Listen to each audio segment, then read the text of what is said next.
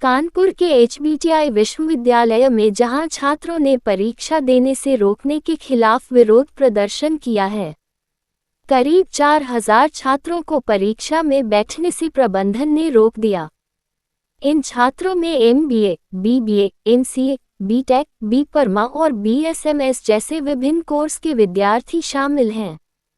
इनमें से केवल 20% छात्रों को ही परीक्षा में बैठने की अनुमति मिली है। आज से चल रही मिड सेमेस्टर परीक्षाओं के दौरान यह विवाद बढ़ गया और छात्रों ने भारी संख्या में विरोध प्रदर्शन किया। छात्रों के इस विरोध में कई पुलिस बल भी तैनात किए गए हैं। कानपुर के HBTI विश्वविद्यालय में छात्रों का विरोध प्रदर्शन इस समय प्रमुख रूप से चर्चा में है, जहां करीब 4000 छात्रों को मिड सेमेस्टर परीक्षा में बैठने से रोक दिया गया है। छात्रों का आरोप है कि परीक्षा में बैठने की अनुमति पाने के लिए उनके द्वारा किए गए प्रयासों को नजरअंदाज किया गया है। इनमें MBA, BBA, MCA, BTech, B.Pharma और BSMS जैसे विभिन्न कोर्स के विद्यार्थी शामिल हैं। विश्वविद्यालय प्रशासन ने केवल 20% छात्रों को ही परीक्षा में बैठने की अनुमति दी है, जिससे अन्य छात्र निराश हैं। छात्रों ने आज से चल रही मिड सेमेस्टर परीक्षाओं के दौरान प्रदर्शन किया और अपनी मांगों को लेकर प्रशासन के खिलाफ आवाज उठाई। इस विरोध प्रदर्शन में कई पुलिस बलों को तैनात किया गया था ताकि स्थिति को नियंत्रित किया जा सके। छात्रों की बातों और आक्रोश को सामने रखते हुए कुछ बाइट्स इस प्रकार हो सकती हैं। खुशी शुक्ला बोलने लगी, हमें परीक्षा में बैठने का पूरा हक है, लेकिन प्रशासन ने बिना किसी कारण के हमें रोका। कुणाल सिंह का कहना था कि हमने कई बार प्रशासन से संपर्क किया, लेकिन हमारी आवाज को अनसुना किया गया। अब हमें न्याय चाहिए। अभिषेक कुमार ने बताया कि हमारी मेहनत का सही मूल्यांकन किया जाए, हमें परीक्षा में बैठने का अवसर दिया जाए। अंजू वर्मा रजिस्टर HBTU का कहना है कि हम स्थिति को देख रहे हैं और छात्रों के साथ बातचीत जारी है ताकि समाधान निकाला जा सके। यह विरोध प्रदर्शन एक गंभीर मुद्दा बन चुका है और छात्रों की ओर से प्रशासन से न्याय की उम्मीद जताई जा रही है। नहीं चढ़ी है। क्या नाम है? खुशी शुक्ला नाम है मेरा। क्या समस्या आ रही है? ये समस्या है कि हमारी अटेंडेंस अभी पोर्टल पे भी नहीं चढ़ी है, कोई ऑफिशियल नोटिस नहीं है कि आज से एग्जाम होना है। ये भी नहीं बताया गया कि मिड सेम में हम लोगों को एग्जाम नहीं देने दिया जाएगा। ये चीजें जो होती हैं ये इंड सेम के लिए होती है, पर ये चीजें अभी लागू कर दी गई हैं। और मेरी अटेंडेंस 12 क्लासें हुई है, मेरी 9 क्लासें है, फिर भी मुझे अटेंडेंस नहीं बैठने।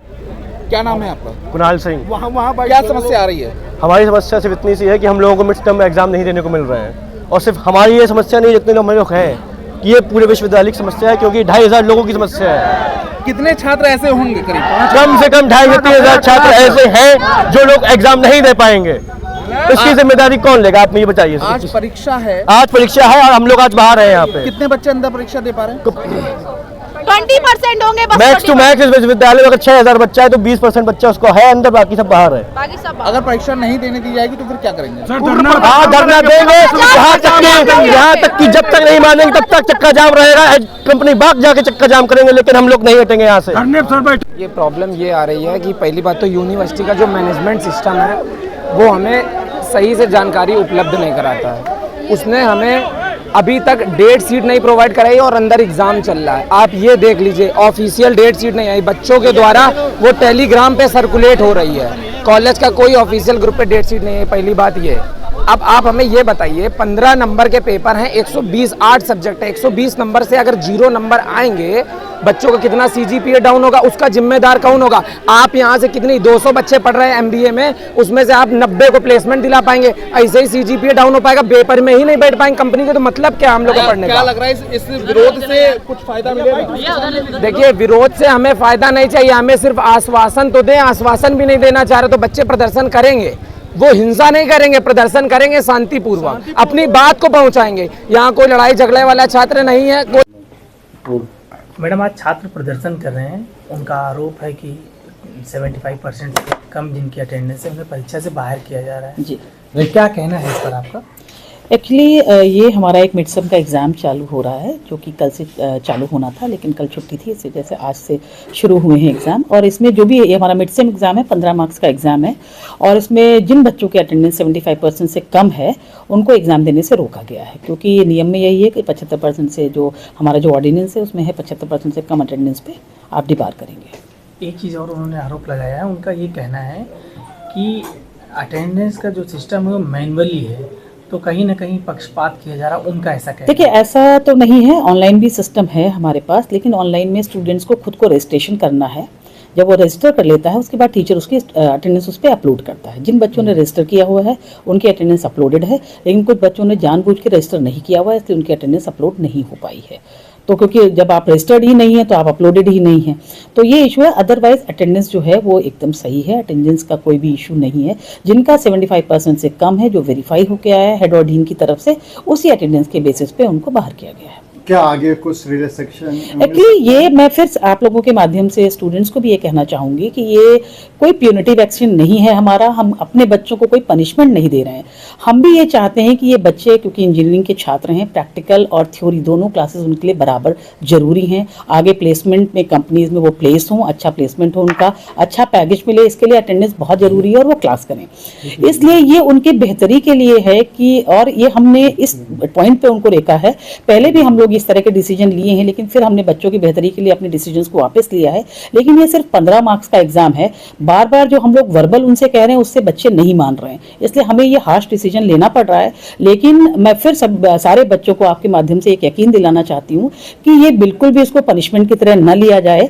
ये उसी तरह है कि हम बच्चों की बेहतरी के लिए काम कर रहे हैं कि कल को आगे आने वाले फाइनल सेमेस्टर में वो अपनी पूरी अटेंडेंस के साथ आएँ और प्लेसमेंट में बैठें, और जिससे कि प्लेसमेंट एजेंसीज में वो और अच्छे से परफॉर्म कर पाएं और अच्छे पैकेज के साथ, ठीक है, क्योंकि के साथ हमारे इंस्टीट्यूट से बाहर निकले, जिससे कि हमारे इंस्टीट्यूट की भी रेपुटेशन रहे और बच्चों को भी इसका लाभ मिल सके। मैडम, ये करीब 4 घंटे से प्रदर्शन कर रहे हैं, छात्रों का कहना है कि अगर उन्हें राहत नहीं देगी तो लगातार डटे रहेंगे। एक्चुअली छात्रों से हमारी सुबह भी बात हुई, एग्जाम हमारा 10:30 बजे शुरू हुआ था।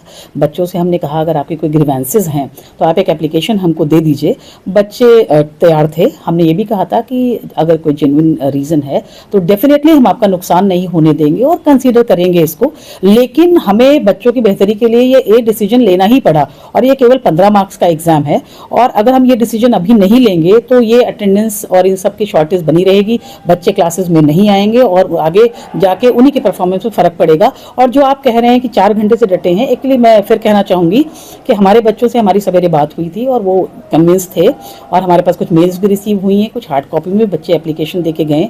लेकिन कुछ बाहरी तत्व हैं जो कि यहाँ पे प्रदर्शन कर रहे हैं, जिसमें कि मुझे लगता नहीं है कि हमारे छात्र हैं। हो सकता है कुछ छात्र हों भी, लेकिन ज़्यादातर जो संख्या है वो हमारे छात्रों की नहीं है। मैडम, क्या उनके खिलाफ कोई एक्शन लेंगे? हमने अभी बात करी हुई है, हमने पुलिस से भी संपर्क किया हुआ है कि जो बाहरी छात्र हैं जो अनावश्यक इसमें अनाधिकार रूप से हस्तक्षेप कर रहे हैं, उनके खिलाफ एक्शन लिया जाए।